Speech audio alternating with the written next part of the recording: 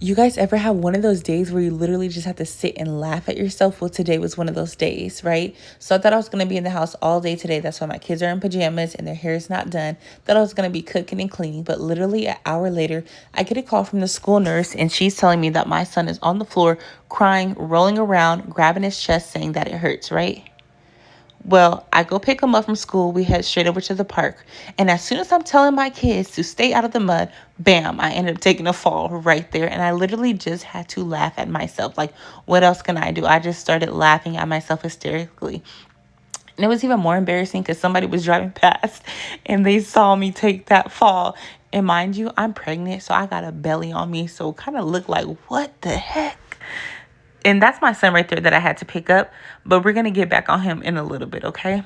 So, of course, little legend here does not listen. He kept playing in the mud, kept being little curious legend that he is. So when I go to grab him from the mud, I end up slipping. This time I didn't completely fall, thank God, but I did like a little twist and I slipped and my foot went into the mud about 2 inches. And again, like all I can do is literally laugh, right? So as you guys can see here, my son, he's perfectly fine. He's walking. He's not limping, not grabbing nothing.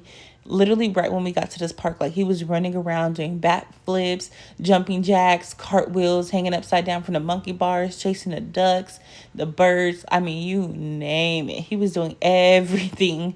So it was just like I already knew when I was getting that call that this was some BS basically because I'm like literally he stayed home 3 days last week and this morning he just asked me like, Mom, can I stay home? I don't feel good. I said, no, you're not coughing, you don't have a fever, you can go to school. And he's like, wow, so when kids are sick that means that they can't stay home and they have to go to school. I'm like, bro, buddy boy, you're not sick, okay? You are not sick at all.